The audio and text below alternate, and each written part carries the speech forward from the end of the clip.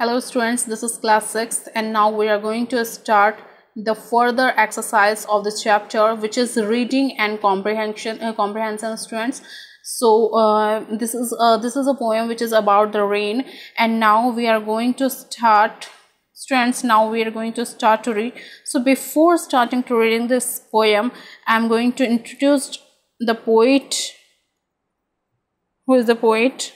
Poet name is Henry Wordsworth Longfellow. So इस poem के जो पोइट है उनका नाम है हेनरी वर्ड्सवर्थ लॉन्गफेलो, जिनका जो बर्थ है वो 1807 में हुआ था एंड जो डेथ है वो 1882 में हुई थी. So he was an American poet. Okay, जो हेनरी है ये एक अमेरिकन पोइट है जिन्होंने रेन को लेके, रेन की फीलिंग को लेके जो लोग सोचते हैं उसके बारे में यहाँ पे एक पोएम बताई है. So now now let's get started. How beautiful is the rain after the dust and heat, in the broad and fiery street, in the narrow lane. How beautiful is the rain.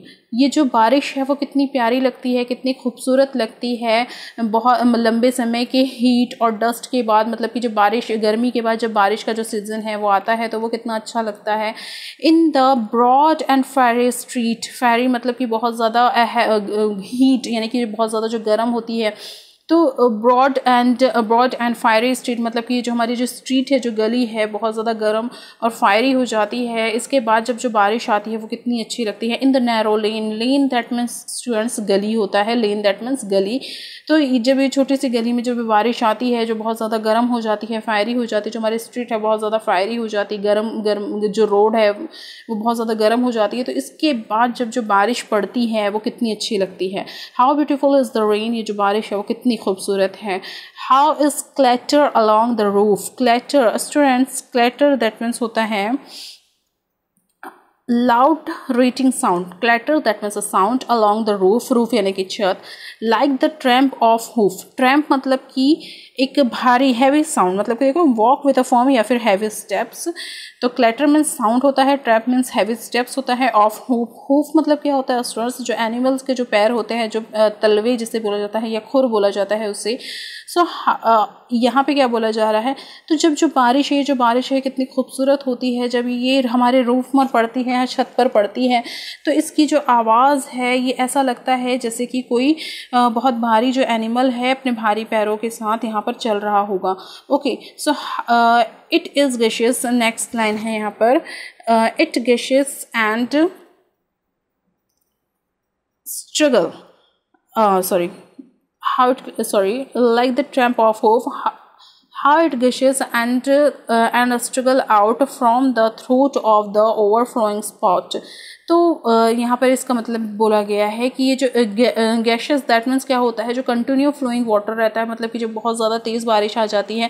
तो आप लोगों ने देखा होगा students कि हम लोग क्या करते हैं, पानी के बहने के लिए अपने अपने घरों में पाइप लगा के रखते हैं, जिससे जो पानी है वो डायरेक्टली हमारे घर में जो इकट्ठा हो रहा है पानी, उससे क्या हो जाए, बहता हुआ वो सीधा जो बाहर में चला जाए. ओके, तो ये जब बहुत ज़्यादा जो तेज़ बारिश आती है, गैशियस होती है, बहुत ज़्यादा कंटिन्यू तेज़ बारिश आती है, तो उस पानी को निकलने के लिए कितना स्ट्रगल करना पड़ता है. उस ओवरफ्लोइंग स्पाउट, स्पाउट मतलब क्या होता है, उस पाइप से निकलने के लिए, उस पाइप जो पानी रहता है, जो बहता हुआ जो गैशियस है, जो कंटिन्यू फ्लोइंग वाटर रहता है, उससे कितना स्ट्रगल करना पड़ता है. Okay, across the window pan, next line है हमारी, across the window pane it pause and pause and swift and white with a muddy tide like a river down the gutter. ये next स्ट्रेंजा में आ गया.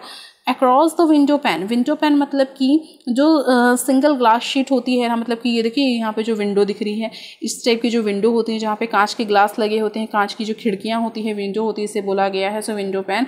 It pours and pours मतलब कि जब जो इसकी बूंदें हैं वो पड़ती हैं, जो इस विंडो पे, हमारी जो विंडोज़ होती हैं, घर की जो विंडो होती है उस पर वो जो बूंद है वो पड़ती है. एंड शिफ्ट एंड वाइड, जब ये इस पर शिफ्ट होती है, जो बूंदें हैं उस पर शिफ्ट होने लगती है, तो ये और भी ज़्यादा ब्रॉड नज़र आती है, वाइड यानी कि चौड़ी दिखती है, क्योंकि ग्लास में अगर कोई बूंद पड़ेगी तो वो अपने एक्चुअल साइज से बड़ी दिखना शो हो जाती है हमें दूसरे साइड से. Okay, so with a muddy tide like a river down the gutter roar the rain the welcome rain. With a muddy tide, like a river down the gutter roar.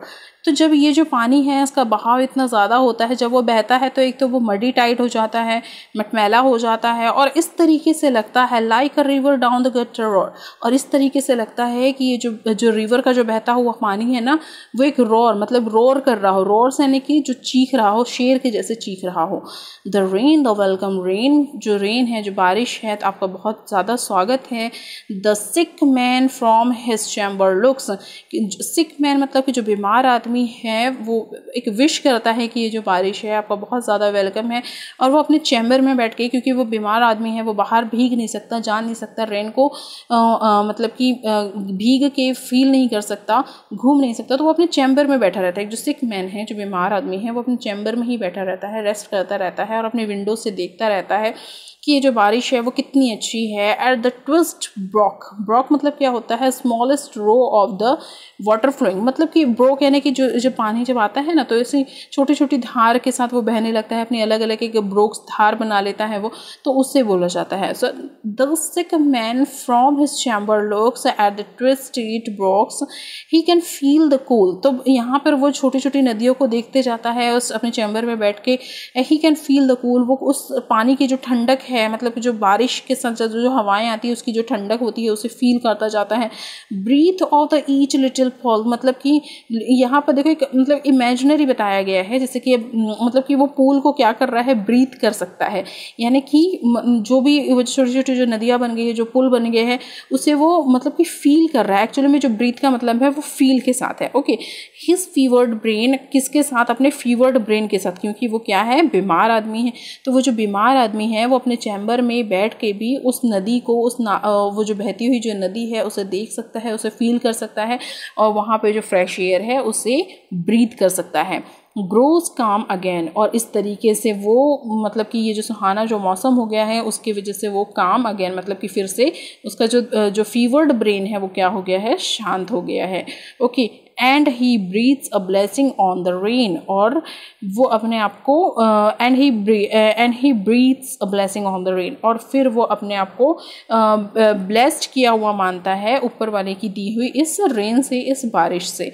तो यहाँ पे एक फीलिंग बताई गई है एक बीमार पर्सन की, एक सिक पर्सन की, जो क्या फील करता है रेन को देखने के बाद, क्योंकि वो वहाँ पर जा नहीं पाता जहाँ पर बारिश हो रही है, बट वो एक फील कर सकता है उसको। और जब इतनी अच्छी बारिश होती है तो वो पाता है कि जो भगवान हैं उन्होंने हमें इतनी अच्छी रेन के साथ क्या किया है, आशीर्वाद दिया है, इसलिए वो ऑलवेज बोलते हैं rain welcome, the rain welcome. Okay, मतलब कि बारिश आपका स्वागत है, आपका स्वागत है। ओके, इस तरीके से। तो students, this is the poem of a chapter. So in the next video we'll watch the exercise of this chapter. Till then, take care. Bye bye.